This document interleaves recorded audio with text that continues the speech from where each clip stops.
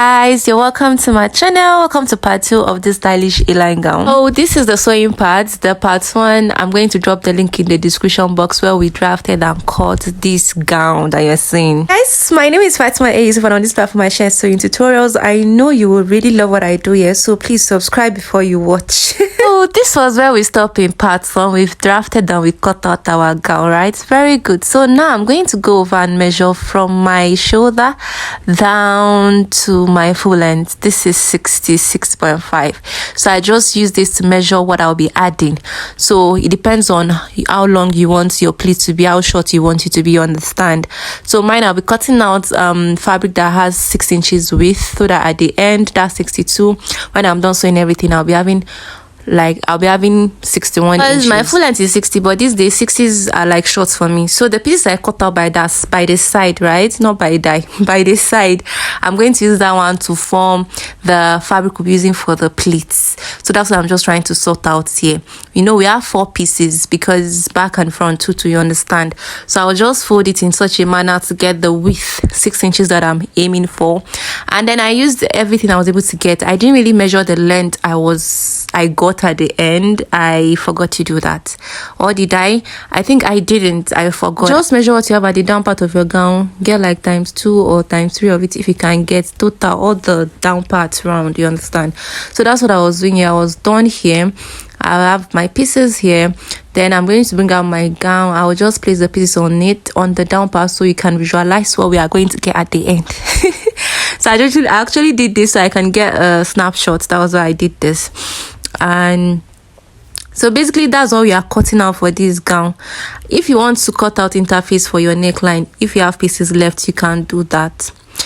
But me, I'll be using bias for my neckline. But in case you want to cut out an interface, please go ahead and do that. So it will be finer than my own self if you do that. So this is me just trying to get a snapshot of what the outcome will be.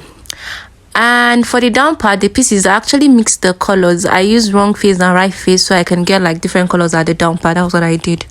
So now I'll go back to my sewing machine. I'm going to bias the neckline round and back. And remember, I did not slit the back piece yet. I only cut out the zipper bulging allowance that we removed.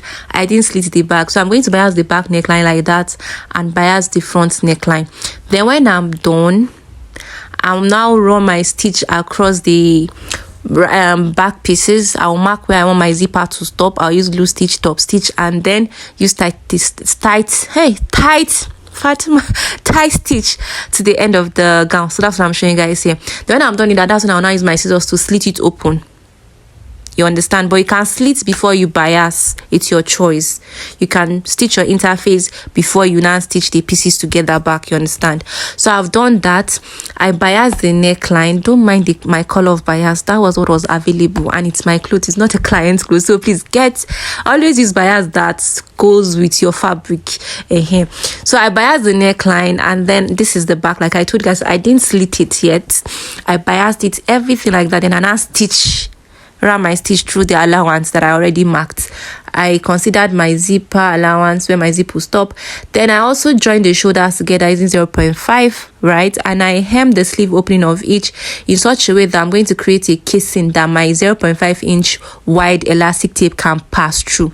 Then I went ahead to just measure where my sleeve will be stopping. I measured the round sleeve of it so I can know the elastic band that I'm going to be using. So I measured 10. I actually measured the 10 out on the elastic tape. So I have 20, right?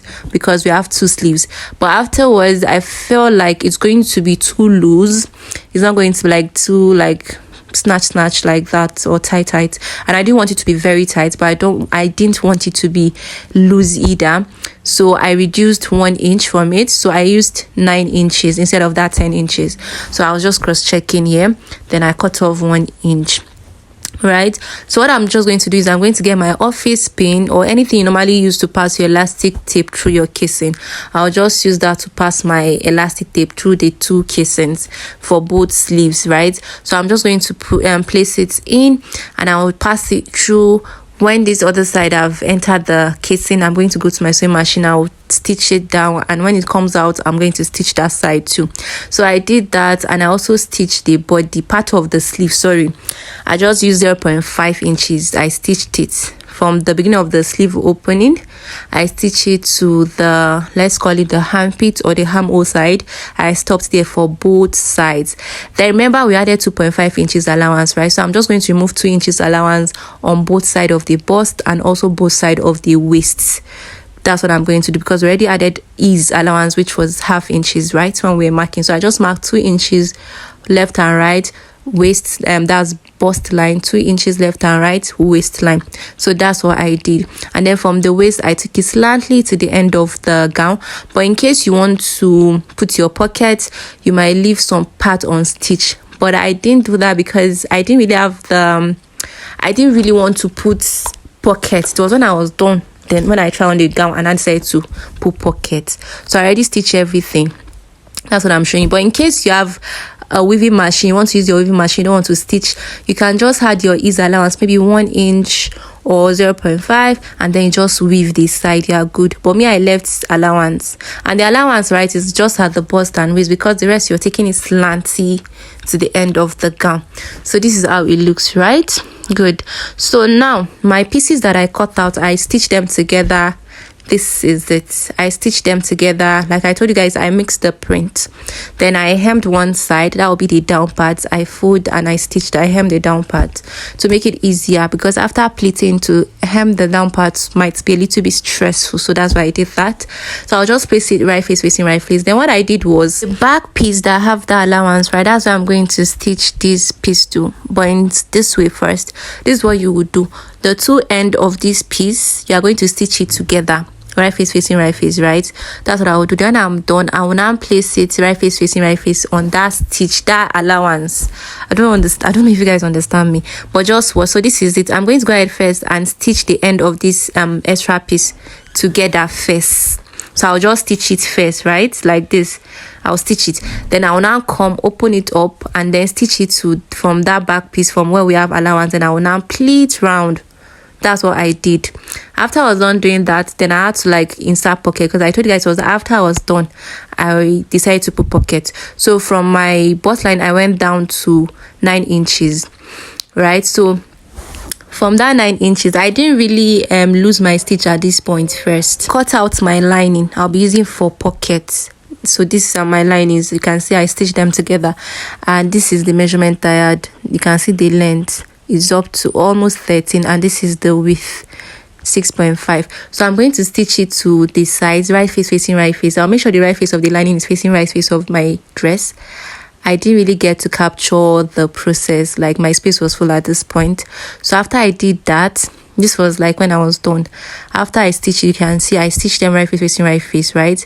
Then from that, where my 9 inches is, I just stitched, and then I took it inward like this. Then it now pop up downward, then pop up to the other side, and it met the stitch that was already there. That's it. Then I now measured 6.5 inches for sleeve for pocket opening, so I lose that part. Then I top stitch the rest. That's what I did for both sides, and I notched these angles so that it can be neat when you are done. And I inserted my zip, guys, and that was how I made this gown. It looks so lovely. I feel like this can also be an official wear for some people, but it's very easy to make and it's nice. The result is amazing. So guys, if you know that you've learned 1 or 2 from this my tutorial, please don't forget to subscribe. Click on that like button, turn on that your notification bell so you can get notified anytime I post a new video. Thank you for watching. Bye.